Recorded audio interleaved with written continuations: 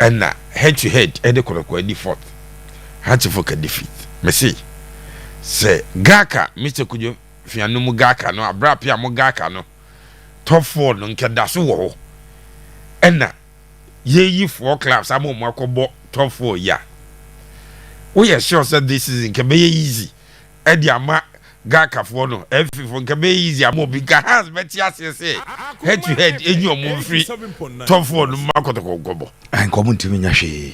Now, I think that good news. Let's say Omumi Yinabe finishing in the top 4 based on decision now. GFE for no Ediaba Bonteno. So, but let me take the scenario that you created. Say, the rules of the game. Say Kotoko. Say Nkasa had 3 points now. What was that? Those days, no rules. But no more argue. No more day. More day money be with because one room I say to be with them. Yet to be you be with them. Enti senka mbebo modyan so mbewura the top 4 no Kotoko na nya mo say 3 points na nso atre ya cheche mo bia ye mo bi because go fight 3 points na wo mo dey san mo ekọ mo nim but the rules no say na no ne Asante twumedi nkomo no it is what it is and obi o follow the league ni bia nim say head to head uko Spain a Japan nyina head to head. Yes, there's no way Barcelona and Madrid any are the same points Baku be say and I mean better goals because you know the rules before the start of the season. Say ye ni yebo na yakosi semu and the panyina etimi de confusion kakraba. E bia yebo na obi kosi semu e the confusion ba. But this one say I am right down the danger.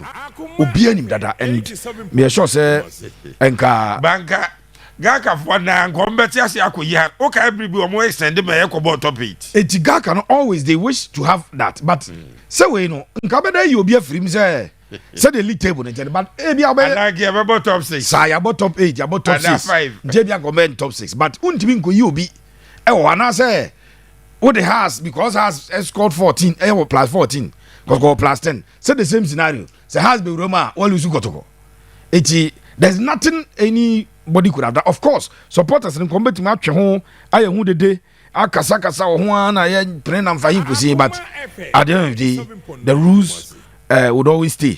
And Kasana of Japan, Ebeko, Aquaquay, or but said American. Also, Basket Holy Stars awarded 3 points, while nations have been penalized with 3 points deduction and 2,500 Ghana cedis. And so Hatzefolk is now in the top 4. Okay. Hatzefolk is now in the top 4. So benya league table amaya any league table ya be chechim na amanipa atiase. So Omati Nations 3 points and 3 goals. I say that in addition, being the defaulting club, Nations FC shall lose 3 points from the club's accumulated points from their previous match, pursuant to Article so. And Nations had 60 points. You take 3 about 57. Yes. Now Asante go third. 58, Hatzefolk 4th with 58. Okay. Na Nations Abba Faith with 57. Asem we had no man kan jere ansa ne yakobo. Ezeka unyam panyin for me uzame azenye. Ye nyina enim say any serious association would have dealt with this issue way before matter na ebedrua. Reason is Nations FC Kotoko themselves if they knew say no more occupy position number 3. Bianca attention mo ko ball game it my different. Yes. Football the psychological aspect of football no, it play key and massive role. So you don't joke with it. A play key and massive role, you don't joke with it. No question me pa and it's a GF this decision a moot. Dead on arrival. It is not important to anybody. Nations they don't win the league. Second Nations at the Shura. Yeah, but you want 3 points. Some of lose league. Lions. And now, but Nations some of lose league. Then you are bringing something. Basaka Romaka league nim dada. Senka Basaka ewo Accra Lions echi. And I give him them the 3 points. And your baby son will be one must say, and Kebo ye Sunday no. Obiare. Nkabasaka. But 3 points we bar. At the Basaka come on. But this is a decision you could have taken. None of these rules and regulations came yesterday. Yes. Nioma no mujina so di asem nyina wo hoda da meboa. Yeah. Ye ka se bibi expedited trial, give for no matter da omni markro. That because of the exigencies of the situation, we will pause every other thing and then settle this particular matter. Me see case, you know. Yeah, boss, how much na ekwesiada. Next achepa Tuesday anopa. Decision aba. No mo kachira parties ne say, oh, 2 days to file an appeal. It is a Tuesday, Wednesday will be filing appeal. Thursday, Friday, now start the decision about. Yeah. So that ye kobo game no. Our way is clear, the road is clear. But yeah, tatra and with him. They say no taking this decision because nations rankasa trevialuzu Lions Bashir. Nothing was at stake. Say nations you know age 63-63. Young Kwani go stars ijina. And as I game way on your 1 point on Waji Liga. And I can't GF for members, but you don't wait. Now Aqua Pim Penso go through this level. Now as we speak, Asante Kotoko I finish third. Okay. I will league table no so. Had to folk I finish fourth. Also now Watara a press conference. Eka so you defeat by ade. Waka was my defaulter. Waka was my very unnecessary. They say Kotoko ewo sika bia akomdo mo players based on the third slot now. Me sure say na na pin crumble you no ka jom say mo the fourth. The next thing is say mo go dwene ayi we no. Afi na sa game na FA Cup no. Kotoko go defeat by the father yakoti obi points into obedi third. Nya wo be dwene sa nyoma nyina. Very unnecessary. But this is the FA that we have. This is their modus operandi. We know them. That nyina yini mo say yi e no mo acte. E do bre bia no my own member bebrebe and so pani hwi ni kutreyam edru brebia na omashada mesi wey they were waiting and praying say nations will lose you nations bibi sina league no mo je enye no za adwene ni free home because mo je enye again basaka ankam into the last 2 games ayabon answer Lions elusu di miru nyina Accra Lions elusu to Dreams. And obelusu to Gold Stars. Sanka Accra Lions apk points about 38. Accra Lions enemies yet Basaka. Omumum ebekam. And now says like a decision ko say mono matata obi amana jabo. Enti mumum elusu points are. Yes I kwatino. Now what does this mean? Abusapenya hokra na me interested no. All the things that happened, I am Dr. Che decided, sir, Yenya Bonboni and Kodanko for Madam Diomonam. And Che, and I mean, yes, you can Ibako, a job born here because will be the second who will be him. Me more be losing and Quantimo me uncle. And a Dr. Che, a job born about was up in your best in a coin. But Yenya himself, no man is you a Hosanta on. Right from Omukodruya, a cosi time I ever born, Yana Cosonia. But Sana Kusiti next time. A home team will be encouraged, will be bar. Create the atmosphere no nyabo. Yes, what your points? You best create. Create the atmosphere be.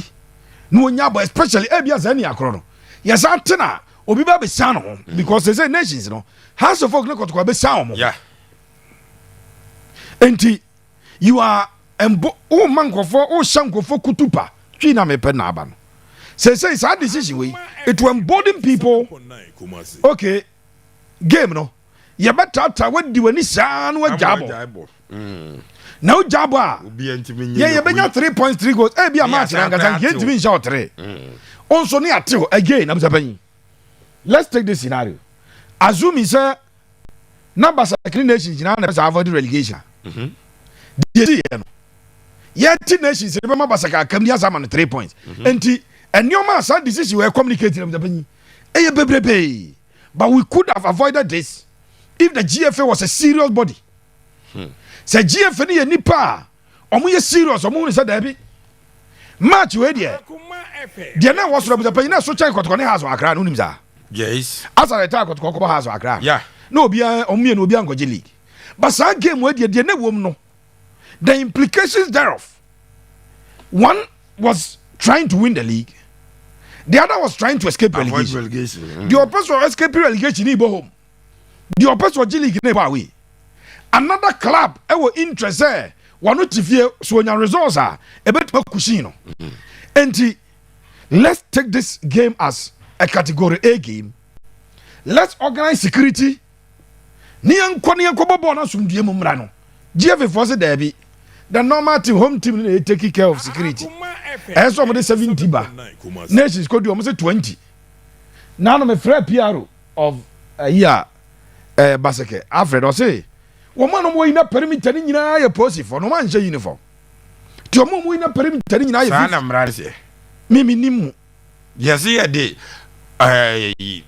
disguised policemen never back stadium or say uniform police officers no in fact no more and so a 50 and according to them but if the GF was a penny I will not even talk about basake for because as some years were different no call my winning case but GF na say hunu say match we there the woman ti 87.9 ya the posi for no ya ne regional police commander na ka none be man catch say yeah to aba on say I've been part of a lot of elections as an officer of the MPP yeah to aba buzabanyi posi for no ni mo so ame no wa be ko so ame polling centers na ba kokra yes why you say familiarity breeds contempt this guy said no but familiarity breeds contempt it ya for posi for every upper east region e de o maba ha ya de o mo it is we obi a we ya to trust more eastern regional Koforo maba no munimo. Sure.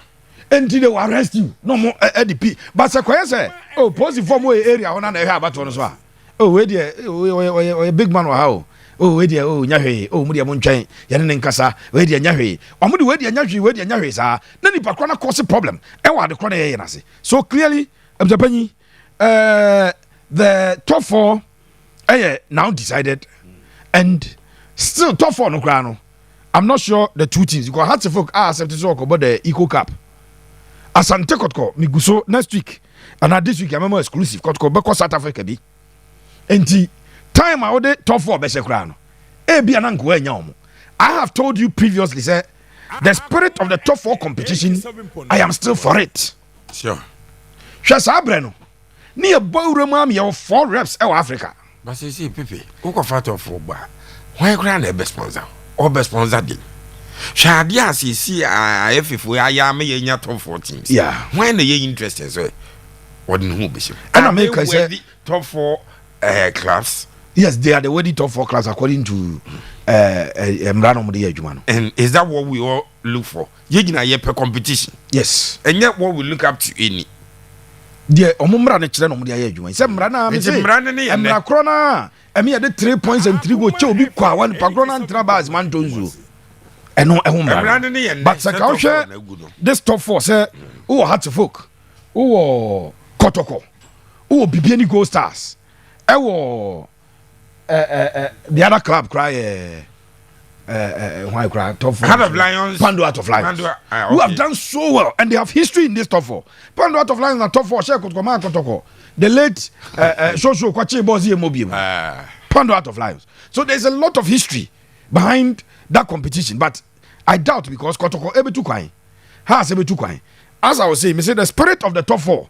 Then champion for the bind. I am for it every day. Be seen. Say clubs ebe ko Africa. On se be na se be taka cho say. Then clubs be fairly our Africa prelims no. Because they don't get the opportunity to kick a ball. So we call more first competitive game. Africa no but the first game no. Enti on kicking ball bia no dey ko ball. But top 4 there. Na a sharpen because you are meeting the creme de la creme of very the attractive. Game. Sikane woman nti no obi apeso owuram. Me kai season bi Alhaji Akumoro. Top 4 that interview on Dove FM those days on in here. Me kai Alhaji asem say se omo ka kirem so mo de ma me kura e gina o twa me. Me so mu na top 4 me lose me je top 4 na yiri makoje ma me de aba. Enti na nya asem keto bi. And I'm hoping one day we'll get back to where the Gaka top 4 was a flashing program. I mean, can't you from Grand Yomus is a woman macro. Now, OJ, man of the match, papa, you're more ghetto blaster, we didn't get to blaster. A tape, yeah. Na tape, no, radio woman, your friend tuna. Yes. Now, a sonum, another CD at two, and a book cassette in you. Aye. One must cannot be to the tuna. Yes. Now, I get to blaster, so be not a bonuma. Next winner of the top 4. Your man get to blast and see the con say that competition ketwa. But this is where papa a better be a Ghana. Yes, but you no but for the league ending the way it ended without na yɛn nations asɛm no ɛnsi any we serious couldn't crown jurisdiction Gold champions. ɔmo anfa trophy agojafe na ɔmo bɛbɔ coronation match game ɔmo bɛbɔ no Saturday na ɔmo ne media ma abɔ na afei ɔmo de trophy no ɛde ama ɔmo eti that is the story, that is how yɛbɔ no deɛ ɔmo yɛ no sei na busapanyin ɔmo yɛ no so nka house of folk ɛnwura tɔfo yi mu sɛ deɛ ɔmo bɛwura mu yɛ nka ɔmo ntumi nyɛ hwee because mmara no yɛde yɛ tɔfo yɛde determine table no ɛda hɔ dada sɛ wone obiara ɛbɔ draw a ɛwɔ points ho a yɛhwɛ mu mmienu mu ahoɔden wonim hyiaeɛ no mimi wo ma yɛ sɛn mi wo ma yɛ sɛn goals dodoɔ sɛ na ahyɛ tia m sɛ na mehyɛ tia wɔ that is the law. And as far as your league records, as I've said, Oko Spain, that is the law. More the head to head and a determine a breaky tie. When there's a tie, you the head to head and a breaky. So it is something that is there. And can supporters there. Ombe jinan kwa nkweni yana say, actually human so na yeni all 14 goals and we were 10. But when it come to Kasim Bia, my penny has penny Bianwa. Supporter na make us say, once supporter them the penny. Ombe my dedi. But has penny Bianwa supporter bit my pushing his hair. Onko bu sampanyi for say dey na koto da omani say we say just a position na occupy no nim dey wo ye it supporters ne dey kadi nchinu ahye baba and that na my football ne beautiful and ye share 14 ye plus 14 and koto plus 10 nanga argument but at law and per the regulations obi oyebo obi anim say uni obi tie ne ye head to head no obro so say last week ye bo wie no na Pound out of Lions about 60 points right. And nations was 60. I wanna quickly you check it on me in the score line. It's nations the Pound out of a tire. Pound out of Lions money because nations share Lions 1-0 Pandu. Yeah. Now Lions but 2-0 Brankasi. Pound out of Lions lead once you tie a head to head. Say head to head no kwame ensa. Then we draw a different league table for the three of you. Now ya dia ba be hye. Sa na head to head na benya ho emra na etie. Ndia for nations game man na esenka o money basically stars ebo a ye bo first half no mo a o mo ejai bo no decision